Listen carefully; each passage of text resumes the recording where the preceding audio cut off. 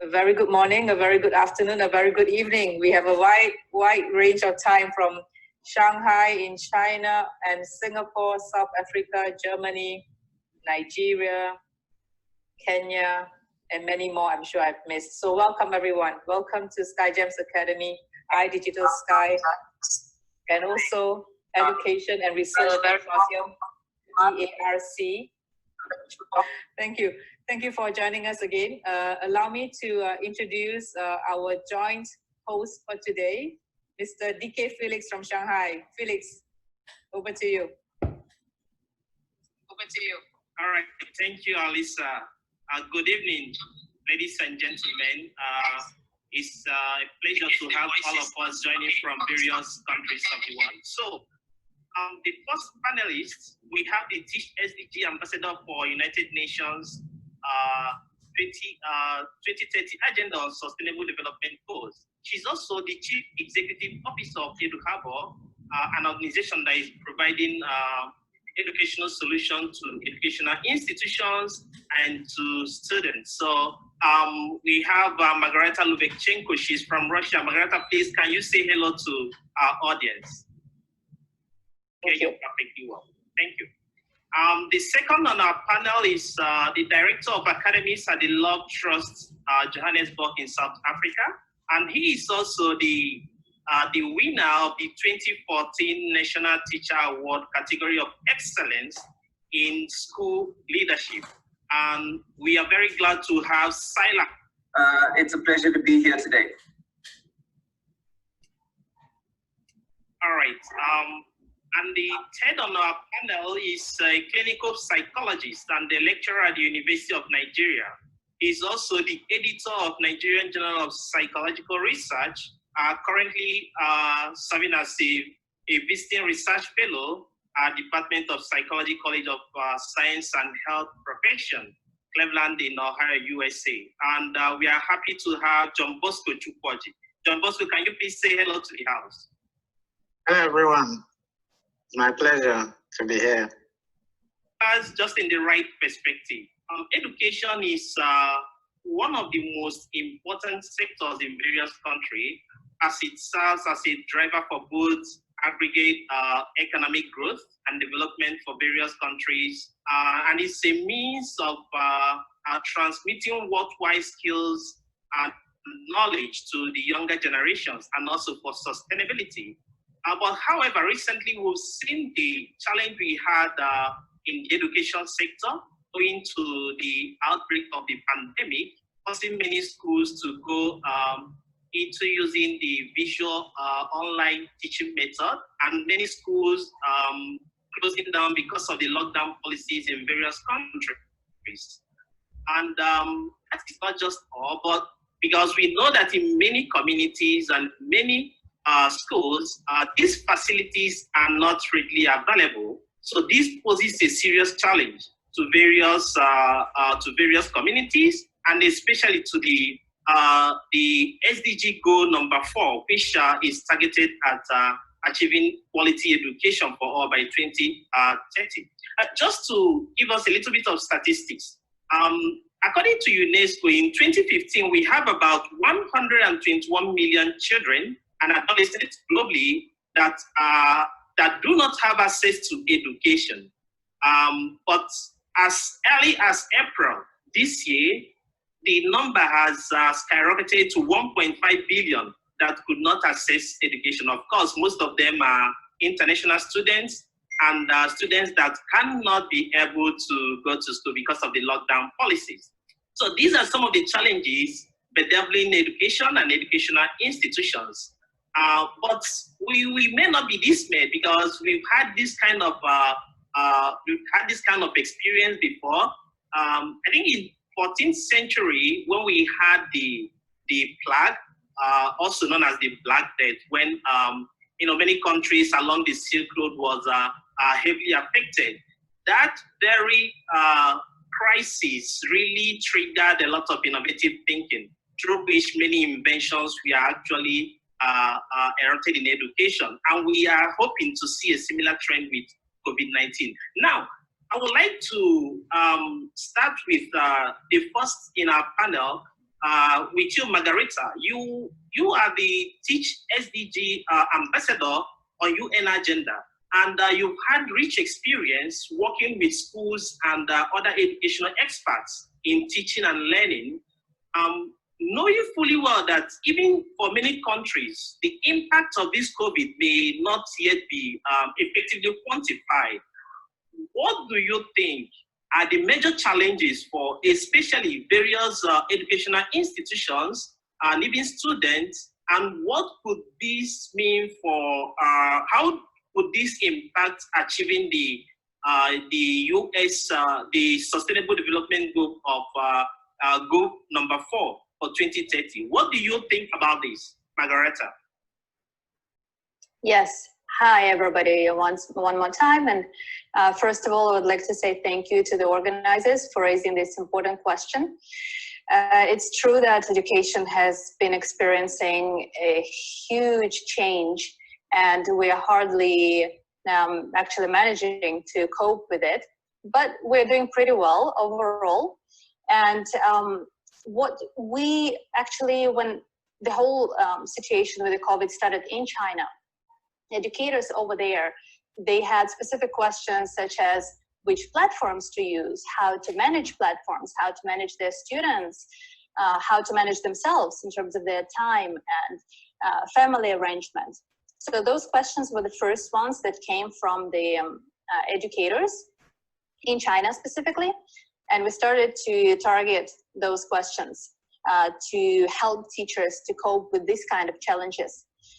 But later on, as we continued to lead our online programs, which we had been doing before as well, more and more educators started to focus on more in-depth questions, such as, there is new technology, but how do I actually manage to learn to cope with it and to adapt my lifestyle to using technology in my house? So it went way beyond, do I have time to do it, but more of how do I personally grow and professionally grow in this environment. So that's one question. New technology introduction is great, but every educator takes it at their own pace. And it largely depends on the availability, on the training provided, which is, as we know, there is a huge lack of training. And in terms of human interaction, lack of human interaction for students, for educational institutions as well, when it comes to teaching students, it has been a great challenge as well, because it directly influences their social emotional support, mental wellness, and teachers generally do not address those issues in schools, at least not on the scale that we have been facing during the pandemic. The learning itself, as the pandemic unfolded, it kind of became abrupt for a lot of students as well, as the adaptation of the schools, educational institutions, and teachers started to become more important. And this adaptation was, again, at a different pace for every educator and every educational institution. So these are more of global changes that affected everyone. And also on the other scale, in terms of developing countries, in a lot of places, because the schools could not provide meals, for example, could not provide this space for having lunches, or even having a safe space to come to and to discuss certain questions with the teachers. That was a huge challenge, and it still remains a challenge. So getting back to the Sustainable Development Goals, how it all affected Sustainable Development Goals. Well, first of all, we need to look at numbers. As Felix already mentioned, there are a lot of students who are generally out of schools, even without pandemic, before the pandemic. But now we have 87% of students worldwide who are enrolled in educational institutions being out of school in general. And that's because 166 countries have been having their schools shut down. And we all know that it's just a new situation for all of us. And as I mentioned before, all the challenges that we've had, they've been affecting the SDGs directly. if I can share with you my screen, I can show you some data from the research that was shared by the United Nations. Recent report on the impact of COVID-19. Can you all see my screen? Okay. Yes. So here we have a QR code as well. You can scan it, or you can request a link later on. And as you can see, all the SDGs were affected by the pandemic. And what's interesting is most of them are also interconnected. So we can just take a look at a few of them. As I mentioned, SDG number 2, zero hunger, is largely affected because students do not get meals from the schools. Health and well-being is also including the mental health, where schools served as this safe space, safe environment for a lot of kids as compared to their homes. Also, we are targeting a question here of good health in the home of the student, because domestic violence, as we know, has risen as well, and it affects SDG number 5, which is gender equality, where because of the rise of this pressure in childcare at home, that largely falls on the shoulders of a mother. Very often, of course, on the whole family, but largely on the females. And that affects gender equality, also reduced inequalities. If we talk about goal number 10, it's also the question of children with disabilities. They have always had difficult time at schools because schools are generally not designed by default for children with disabilities, and a lot of countries have been working on it, but we still have a long way to go. And during this pandemic, it's especially difficult for those children because they do not have any support coming from online. It's just physically very difficult to create. Then we also talk about clean water, sanitation, which is another result of students not going to this safe environment in school, and affordable and clean energy, which is directly connected to the access actually to the internet. This is also one of the biggest challenges in the world when it comes to education, especially in developing countries. We were actually, I think in the end of March, we were reached out by a parent who is in Hong Kong. She's a Chinese mother. And even though the students, her kids, and she works in an international school, they went back to the to classes online at that moment, but also soon offline. She reached out and she said, look, our kids are going kind of back to school, but they're still not sure how to manage with all the changes. It's still very strange for them to be going through this kind of environment and this kind of education, which is partially online, partially offline, partially with the parents, partially with the teachers, and a lot falls on their own shoulders, and they just don't know how to cope with it. So could you maybe open up some kind of support meetings with the students? And that's what we did. And we opened up for anyone who is 9 to 15 years old. And we had all these countries attending our global teens meetups. We have had 7 of them so far. But the thing that we noticed, that a lot of countries, not only developing countries, face the issue of good access to the internet. What does it mean? Students might have a device, but there is only one phone for the whole family, and it belongs to a father who has to go to work. And if he goes to work, students cannot join our free meetups. Then we also had the issue of the weather conditions. If there is a storm, students cannot join our meetups. So this kind of inequality challenged when it comes to accessing education, a free resource for education, live classes, is a huge challenge that everybody is facing, not only in developing countries, but especially there, of course. As I mentioned before as well, academic and mental health is a big issue. Agility is another issue that affects all the SDGs, but especially SDG number 17. As many of you know, it's Partnership for the Goals. And we haven't seen a lot of cooperation, let's say, on the global level, at least not as much as we need to in order to fight this pandemic and to go through it, making life better and more equal. That is not happening. So this is one of the biggest issues as well. So you're welcome to check out this resource. It's available free for everyone. You can download it, the whole report actually, and read in details about each SDG. Thank you. Well, thank you, Margarita. Thank you so much for that very insightful information. And I just scanned on the QR code. I got everything on my cell. So thank you. Very resourceful. And I'm definitely going to read through that and have more understanding. Really, really thankful for that feedback from you, Margarita. Thank you so much. My pleasure. Thank you. Thank you. Thank you. JohnBosco, the next question is for you. Hi, JohnBosco. Hi, listen. Hey, hi there. Good to see you.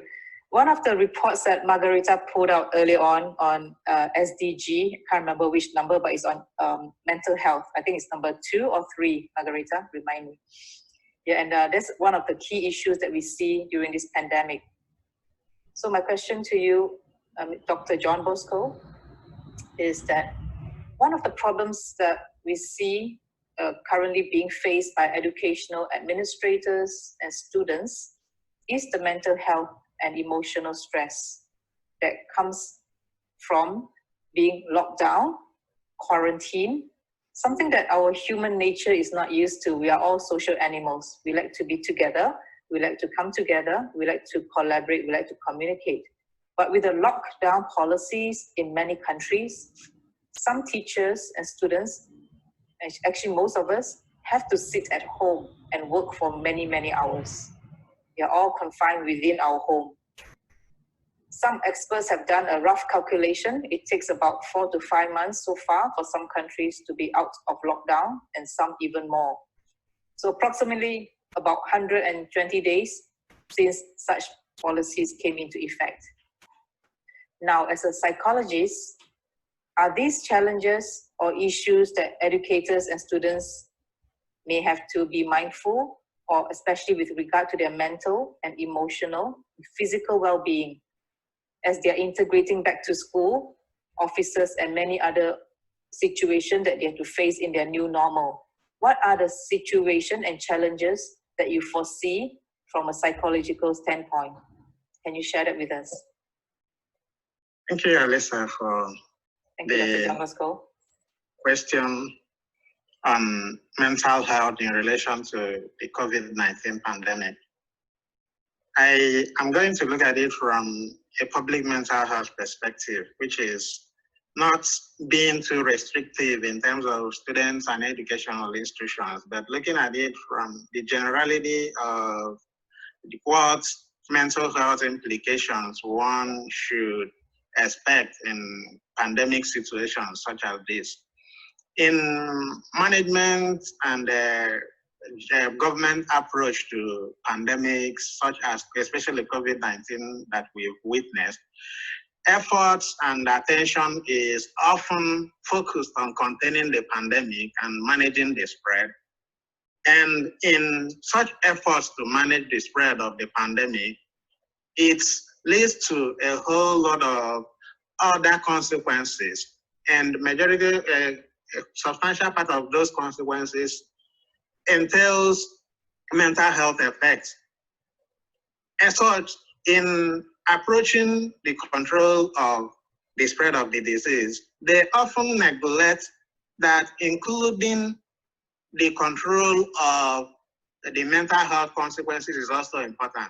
And so what you see in most government teams and the committees and panels is they do not incorporate the mental health aspect. Mental health experts are not included in such teams.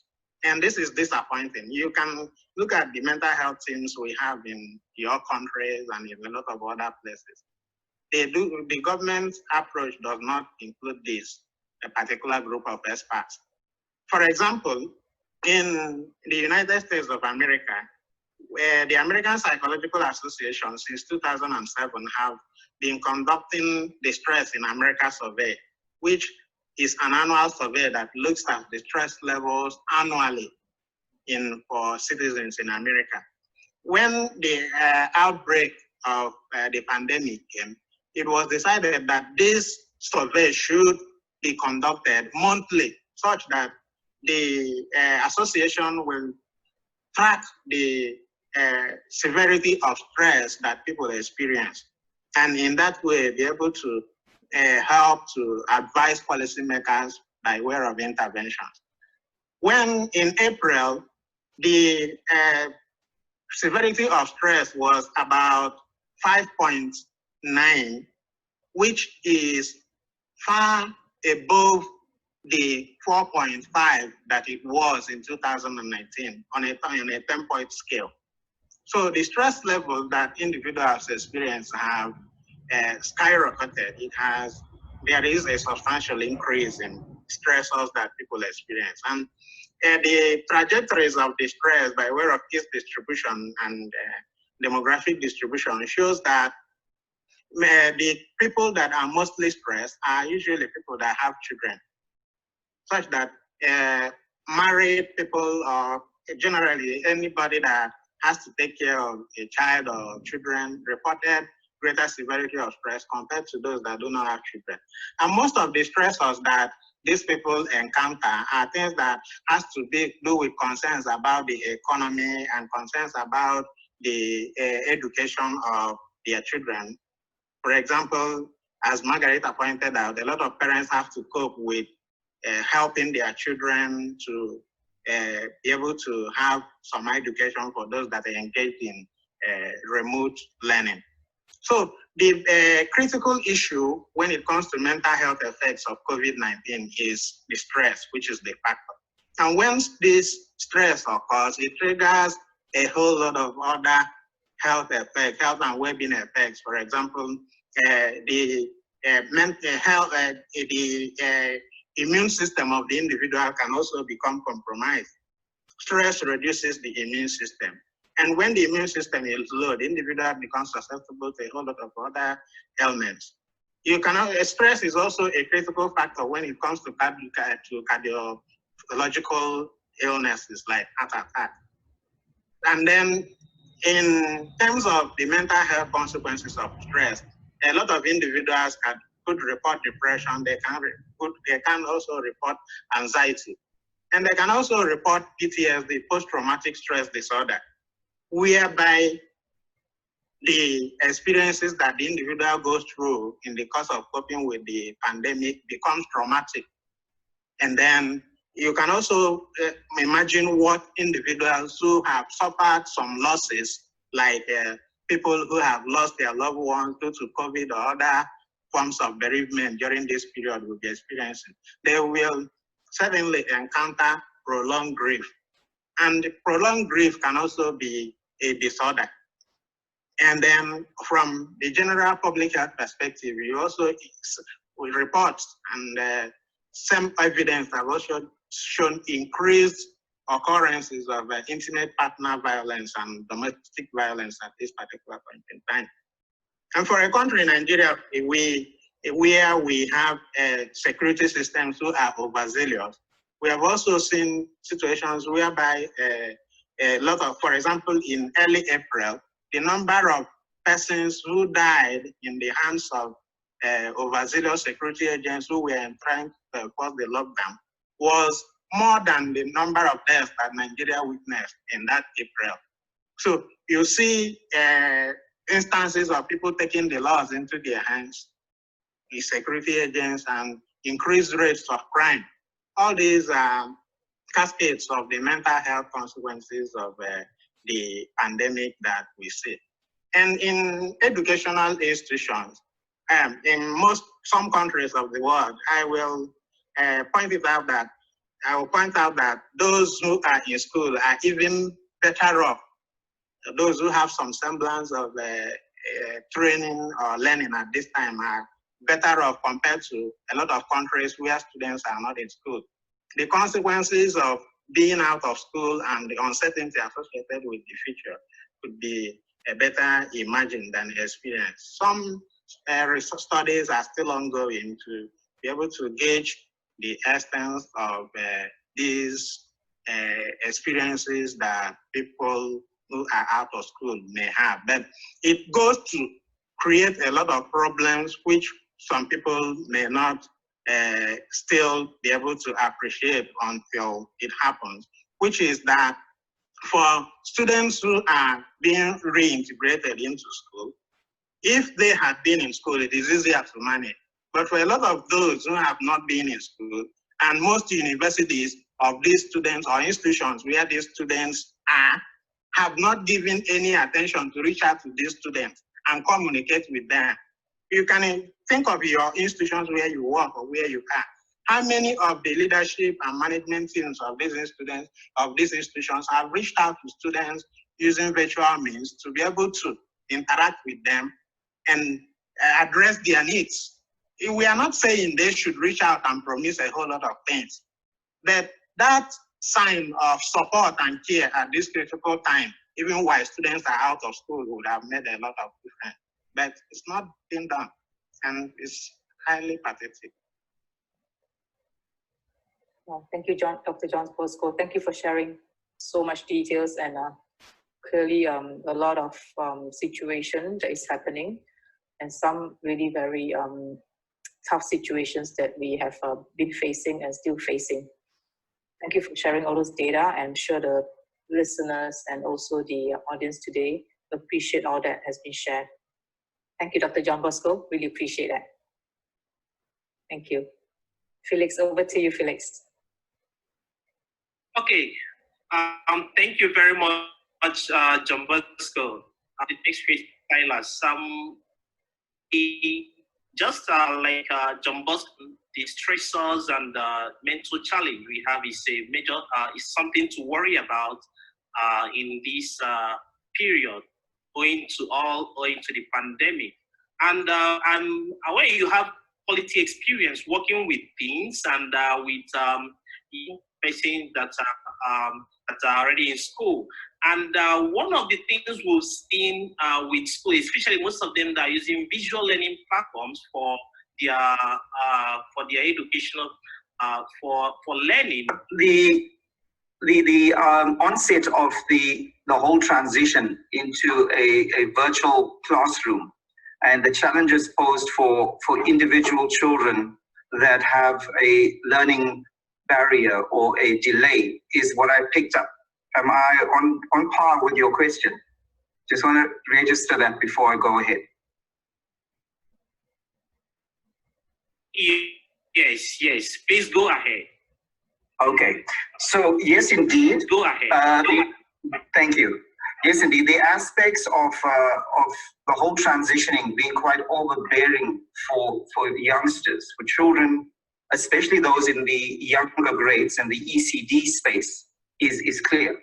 It's an imperative, necessary concern, and that shift in transitioning from a face-to-face classroom to a virtual teaching mode is stressful, to say the least, as my other colleagues have shared, on the teachers and the learners, and then of course the parents are also involved in that triangle, if you will.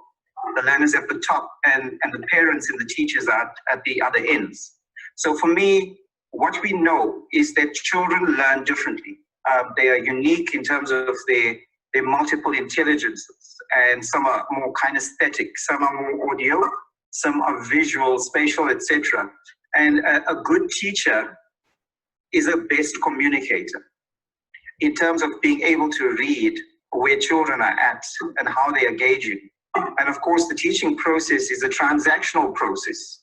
It doesn't rely purely on a mode of content being delivered. I think there's a lot of research around that speaks to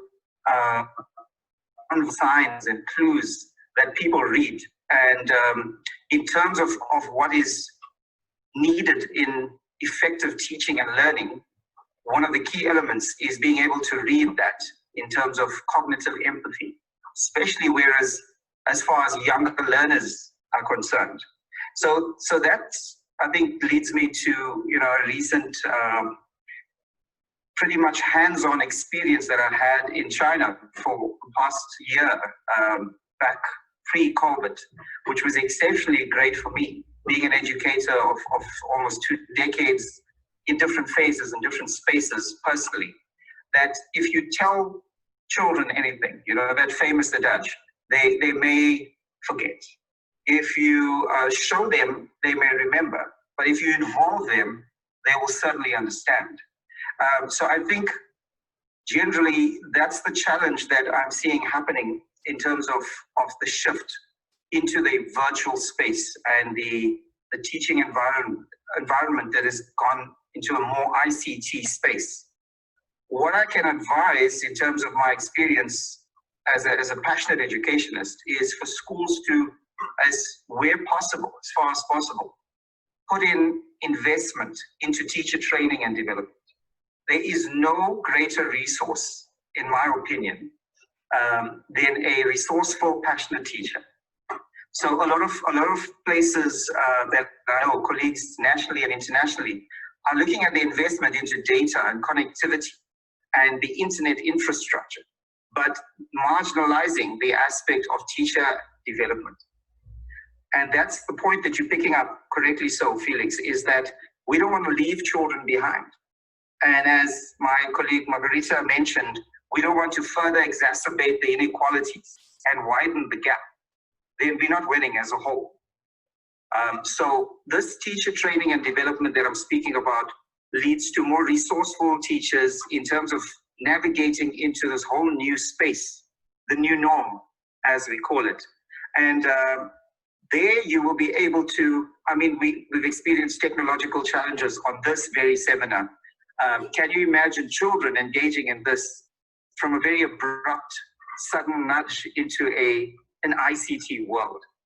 So I think, you know, just going into the details of keeping up to par with what technology can offer, or being resourceful in terms of using all the functions. So whether it's a Zoom or Microsoft interface with the learners, using the thumbs up button, doing a lot of polls and quizzes interactively, using the chat function, as I can see our listeners are doing here, which is great. It's commendable.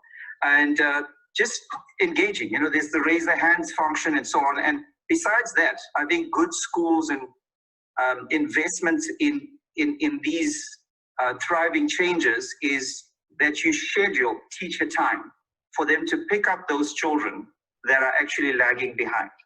So just ticking a box in terms of getting curriculum across and covering lost time in terms of what the academic year looks like is not winning the war. We may win that battle and tick a box, but it's not getting to where we want them to be. So I put to us here as a collaborate chat that we need to assess how effective that online teaching platform is. Are the children really learning? What tools do we have to assess the growth and development continuation? And with that comes a whole gambit of further issues of involvement of parents as far as possible, not as co-teachers, but as co-workers in this process, to ensure that their children are adapting into a conducive environment at home. I mean, you cannot expect children to learn where there is multiple factors. John mentioned that very well. Dr. John, thanks for highlighting it, so I won't spend too much time on it. But children really need to be at a level and at a point psychosocially where they are able to feel comfortable to learn. If you're going to get them into a hostile environment where they feel left behind and they are disengaged from the learning process, we are really not winning this gambit. So I think my input on this one is care, individual care, just interaction and engagement with children is critical to the success of any educational reform initiatives going forward. Well, thank you, Silas. Really very well said and very well summarized, succinct messages. And we have a lot of comments coming through the chat. I'm just reading some of them. One of one of the comments from Mr. Henry is, I do agree with Silas, so thumbs up there. That's the icon for you. Thank you. There's a few questions, and I thought we should use this opportunity to actually trigger that questions before it's too late. We have about 15 minutes to go. So triggering from your discussion about the online learning and how the transition was a challenging one, and what you mentioned about the challenges faced together with Dr. JohnBosco and also with Margarita, some series of very good insights to their knowledge, expertise. This question, I'll start with Silas, and of course the panelists, Dr. JohnBosco and also Margarita, feel free to jump in. One of the participants would like to know, Sarah would like to know, how would one really cater for learners with visual impairment in virtual learning? So visually impaired, how do we cater to their virtual learning environment? Yeah, I think Margarita picked up on the difficulty with any special needs area of children. And I mean, the visually impaired is just one of those aspects. And this is where I am saying that one needs to look at the holistic picture, beside just those that are physically impaired, but those that have learning barriers and are at different levels. I mean, any good sound education system and program will have varied strategies of assessment, of teaching, of learning. So coming back to the visually impaired in a moment, we need to adjust the teaching approach to be innovative and creative, to surpass those barriers that children have. A good teacher is one that is able to reach that learner despite the impediments that he or she may have. So this is, of course, with a learner of that nature, one needs to look at whatever resources are available in terms of audio and content through Braille, etc., that can be used. I would say it's quite a challenge to just look at that one specifically. I can't boast that I have much of a expert opinion on the visually impaired, but what I can say is that I think with the whole break during this COVID-19 of curriculum time and on contact with students, with any child, generally, a baseline assessment, a diagnostic of where they're at, having been disengaged or even lagging behind in technology, as some adults do on many of our Zoom sessions and Microsoft Teams meetings, and no fault of their own. I mean, it's technological concerns, it's connectivity and bandwidth, etc. So I would say the caregiver as well, at a time such as this, needs to be brought into the loop. This question for me takes me into that sphere where a teacher and a learner cannot win this combination. The parental support, now more so with a learner that is visually impaired or any learner that has a learning barrier. And because of that lack of face-to-face contact, that partnership between the parent, the teacher, and the learner can be a winning recipe. The details of that, the logistics need to be mapped out. But I think what I'm seeing as well in my country right now and with a few colleagues abroad is a greater appetite from parents to come forward. I'm fully aware of disadvantaged communities, of the lack of educational standing themselves, the ability to do it. And I don't think it's a fair request to ask parents to be teachers. I'm not saying that, just to clarify. What I am saying is that parents work alongside the, personally as a parent of 2 kids myself, I can tell you I've had to play a mediator role on several formats. So not just academically, psychosocial, debriefing, assisting and getting back to the teacher for an email or 2, and encouraging a one-on-one chat between the teacher and the learner, and then following it up later. So I think it's all about just taking that reins and driving individual attention, leaving no child behind. Well, thank you, Silas. Very, very detailed. And I believe Chisha, who has asked a similar question earlier on about how do we make online learning and teaching more accessible to learners with disabilities. You have that covered really well. And Chisa also had another comment. I agree on the need for a diagnostic assessment and taking on a holistic approach to include parents. So there you are, spot on there, Silas. Thank you. Thank you so much. And Sarah, say thank you so much to you too for your response. Thank you. So now I'm going to look at the questions from the audience.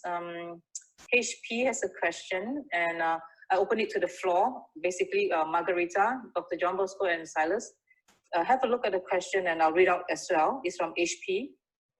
Please, can we be told on how virtual learning can apply to agricultural or farm production, especially in a contemporary society of ours, where power and availability of network is an issue? So basically, how does virtual learning can be applied to agricultural or farm production when in this area there's some challenges in power and network connectivity, bandwidth is a potential issue? Dr. JohnBosco, Margarita, Silas, anyone? Or anyone from the floor? Yes. Yes, Margarita, go ahead. Yeah, I would like to touch upon the topic of project-based learning here, or problem-based learning. Why? Because no matter what specific area of life we target, project-based learning can help both educators, parents, and especially learners to learn through the environment in which they are either based or they are most exposed to. So one question here is, of course, as I mentioned before, and my colleagues already also have covered, the availability of the network. That is something that from the technological point of view we have to discuss. But from the human approach and education approach, education by itself has been traditionally in the classroom and instruction driven. Teacher is the center of the classroom, instructing students what to do. It has been changing very slowly. I personally have been working in project-based learning for the last years, and we do it online as well. So whether there is connection online or there is no connection, if parents and educators from different types of backgrounds and areas and locations can look into problem-based learning, project-based learning, that would help them to apply it to the environment where they are. As an example of the Global Competence project that Felix is familiar with, some people here are familiar with Chisha as well. We've recently done a training for Chisha's teachers in different African countries. We cover an approach with the students where they basically discover by themselves the world around them and the environment around them. And we were discussing back in China as well with the NGOs there that work with the rural teachers on how those teachers can apply this problem-based learning to their specific environment, which is basically agricultural and farm environment. And their biggest question was, how do we engage students if they don't really have access to the internet or to other students around the country or the world? And the question is actually very simple. We have to connect whatever subject we have on our list to teach students with the environment where the students are based. Because that's also a way to motivate the students. That's also a way to engage them into developing that particular space where they are. Thank you so much, Margarita. So detailed in your response, fantastic. I'm sure the listeners are enjoying exactly what you have shared, and also a lot of learnings there. So thank you so much. Felix has some challenges on his connectivity, guys. He's around. I just want to make sure he can speak. Hi, Felix, can you hear us? He's on mute. He's on mute. Okay, we'll come back. I see a question now. Hang on. How can a science student manipulate science lab experiments in real situations? Virtual learning will provide ideal situations, which may not be practical in different environments. Hey, Felix. Okay, so the question earlier on, maybe one of our panelists could take on and see whether you have a response to that. HP said kudos to Margarita. Congratulations. He likes your response. Silas, you want to take a response to that? Yeah, just before I go in there, I think I just want to reinforce and endorse what Margarita says around the poor infrastructure, you know, lack of internet connectivity and access for farm or agricultural areas. In South Africa, we have a huge percentage of those such areas. And what I can say is, I think I just want to add a quick comment that we need to strengthen the notion of education being a societal priority and not just a public sector problem. More so now than ever before. We all know that during recessions and crisis, as in historical, you know, times tell us, if we look back at the data, education does suffer in terms of allocation of funding from government, and not because it's by choice, but because healthcare and wellness is prioritized. So whether it be ventilators or clinics or whatever, so a lot of the chunk of that goes on that side. Then we find with the inadequacies in infrastructure and the gaps, that a lot of money goes into that as well. So in short, to the point, I want to say that we need to, especially in these type of forums, encourage private sector to join with public, and that public-private partnership can be an answer to a lot of these connectivity and disadvantage challenges. So anyway, let me come to the science question. There's so much to say when we talk about this. Not that I'm any expert in academics, colleagues, but I think this virtual learning, when it comes to anything practical, creates a challenge. I'm a firm, strong proponent of, as far as possible, trying to keep a hybrid approach. And whether that be socially distanced, smaller class sizes, I'm fully with that colleague from Kenya, I think it's Pillay, saying that, you know, how do we do that? I mean, it's invaluable, the contact that one practically gets in an encounter, and I fully agree. I think these are, you know, really challenging, unprecedented times, and a lot of those type of detailed questions are what we're currently remapping in terms of what does the curriculum look like and what can be trimmed to really keep the core and the, you know, the skills. And this is one of those such skills that he is speaking of. So in short, I think it would take a real creative IT solution to try and get a virtual space that has that. So that is something that will take time to have a simulated type of experiment, perhaps. And I think this is where a lot of the IT specialists are coming to the fore to come with some really creative, innovative strategies. Of course, whether that be data-free or zero-rated is another challenge. And then, therefore, also the gap is still widened all the time. But I fully agree, and I think that we need to look at apps. We need to look at contact being minimal, but for such non-negotiable contact of students and teachers as options. Well, Silas, do you think virtual reality or AI, artificial intelligence, will come into play soon? What do you think? Well, that's a question from me. That's a question from me. I think with the 4IR, we definitely going to catapult forward. And COVID has nudged us, if not jolted us, to move into that sphere. Absolutely. I mean, avatars and things of future that were looked at as radical are now going to become essentials. So absolutely. Thank you so much. Thank you so much, Silas. Really appreciate your response there. I believe Felix is back online. Felix, are you there?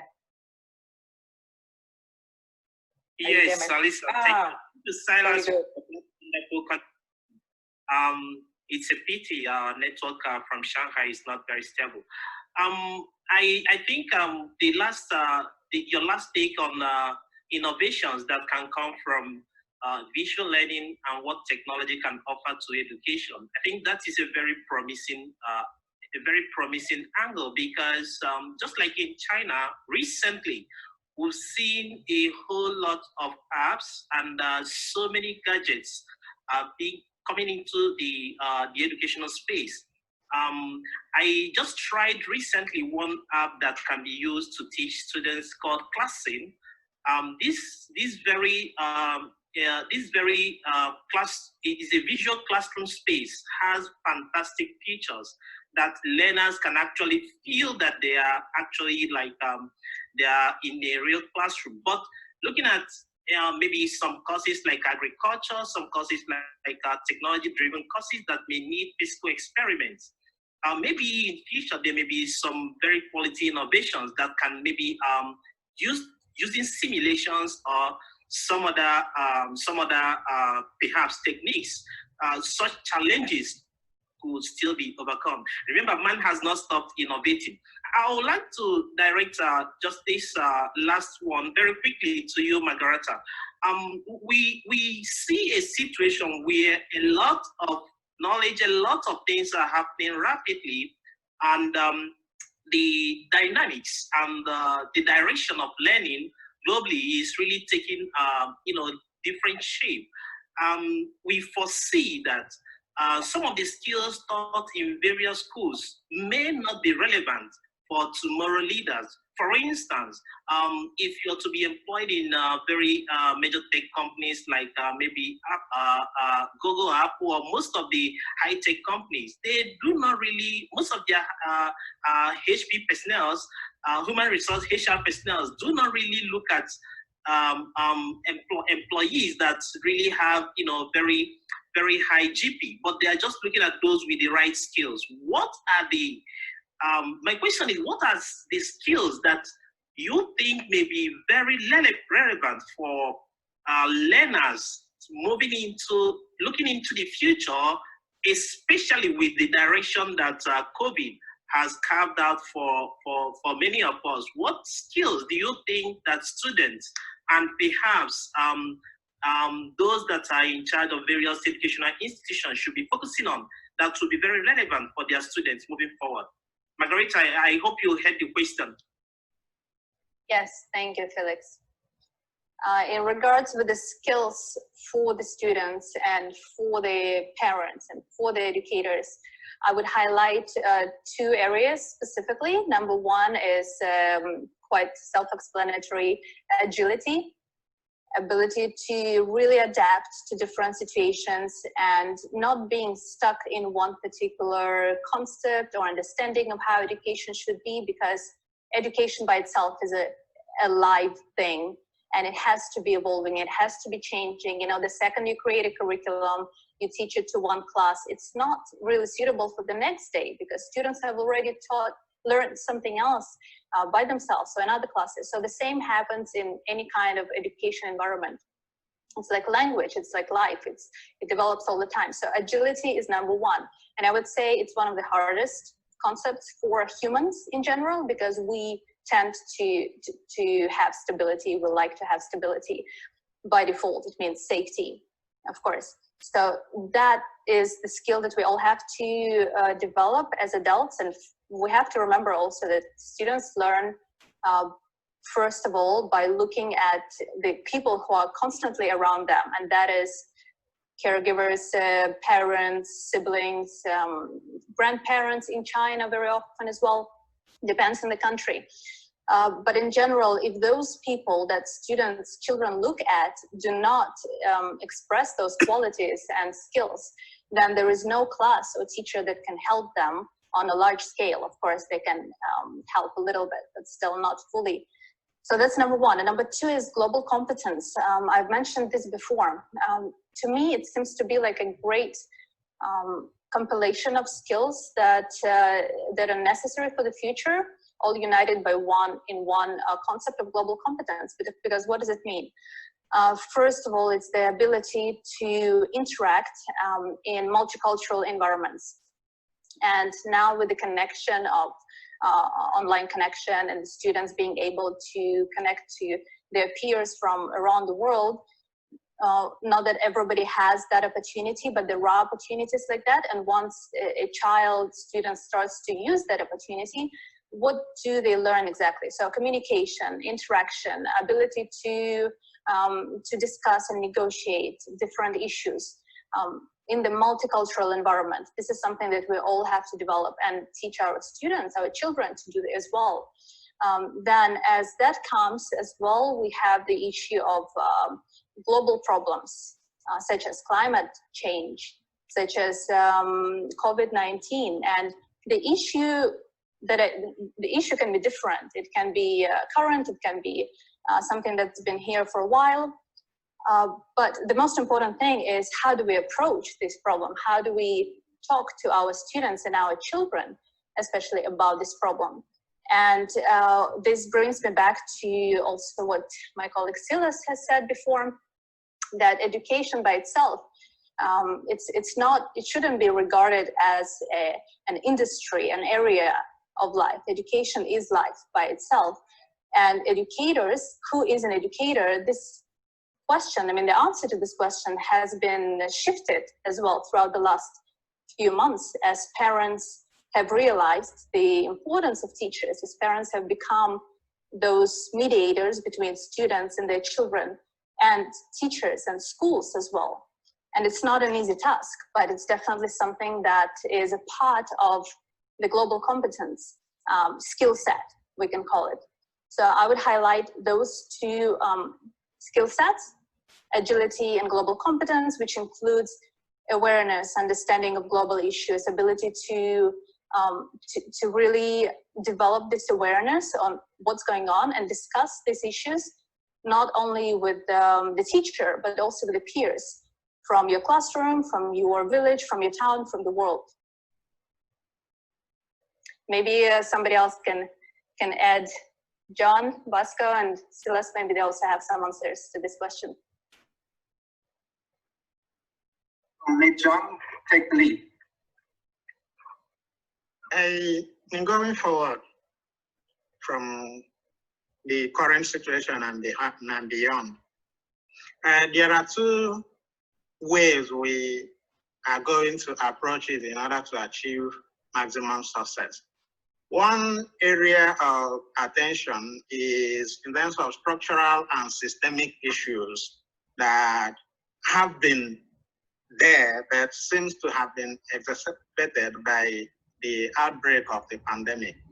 And those systemic issues should also be approached systemically and structurally, which implies that there are ways that governments and stakeholders in the educational sector should be involved if people are going to cope with the challenges that we have. One of such areas is in terms of being able to provide the necessary support that people should have. And then when you come to educational institutions, it should also be emphasized that there is need for being able to be flexible in terms of expectations from staff and expectations from students. We shouldn't stick to the rules that we must continue doing it the way we've always been doing it, or that we must achieve the same standards. It's not being realistic, and it wouldn't be helpful in the current situation. Certain standards would need to be adapted to suit the current situation. And then on the side of individuals and students themselves, it is important that we should also be able to emphasize it on the part of our students for them to accept what they cannot change. There are a lot of things that are currently going on that no one can change. And so that acceptance that this has become a reality is the first stage in effectively coping with the situation. We should also encourage them to be able to take care of themselves, and then also to be able to create conditions of open communication. As stakeholders in education, we should make effort to make people be able to openly communicate and talk. And when they talk, we should also listen to them. That listening is enough to go a long way in helping them to be able to take the path of progress and healing in whatever they are going through. All right, Dr. JohnBosco, thank you very much for that contribution. And Margarita, that's a wonderful contribution from you as well. We've actually spent quite just a little over an hour And I would really like to, at this stage, also thank all the viewers that have joined us in this webinar. Despite the challenges we had initially with technical issues, we are able to overcome. We are getting some charts on the drop down on the chat option. We have Asawa Henry saying, I think the role of public sector is in fiscal provision is lacking, especially with most countries in SSA, perhaps developing country, which is more reason why these countries are the worst in the current challenges. This is the much we can take. But before we close, I would like to take just parting words in less than maybe 3 to 4 minutes. Dr. Silas, do you have anything you would like to perhaps just chip into the audience before we close? Just like your parting words, Silas, please. Thank you, Felix. Yes, firstly, just to salute Sky James and yourself for initiating this robust, rigorous discussion. I think we need more of this in terms of this global interaction and competence that Margarita is speaking about, even so with the leadership and the adults. So we're talking about ministries and leading, organizations in different countries. I think we need to synergize, collaborate, and just bring our efforts together, because this is a global challenge right now.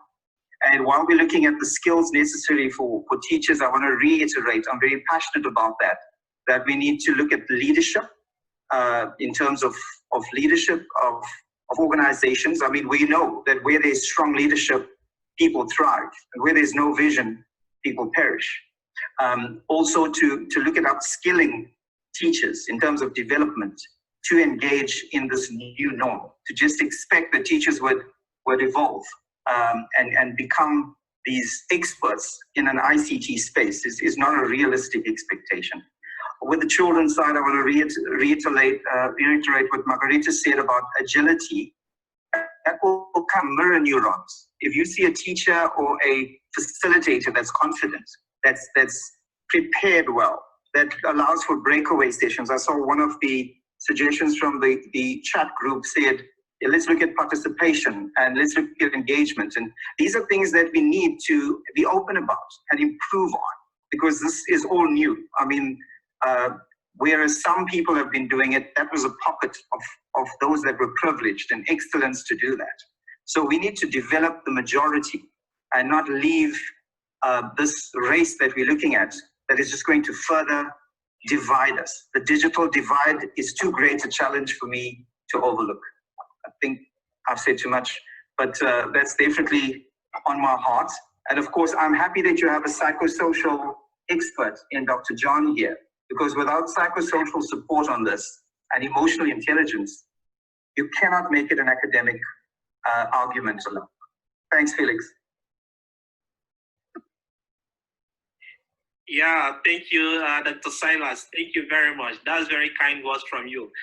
Actually, a lot of us, just taking from the last word you spoke, many persons do not, we seem to neglect the impact of, we have the psychological impact of what we are all passing through now. Recently, I had an interview where I was sharing with a moderator on some of the things that researchers are going through in this pandemic, especially when the lockdown was at its peak. Having to sit down, facing a computer for more than 15 hours, you are working on some research, the spine, the body is just like seated at a spot.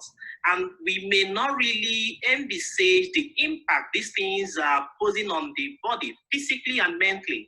And if this continue for a long period, maybe for months, just gradually the body will continue to deteriorate, unknown to the person. See, these are very serious issues that sometimes are not paid so much attention. But I'm very happy we have the psychologist in the house that is trained some very good lights on that. So I will now come to you, Margarita. Please, do you have some parting words to tell us before we close the webinar?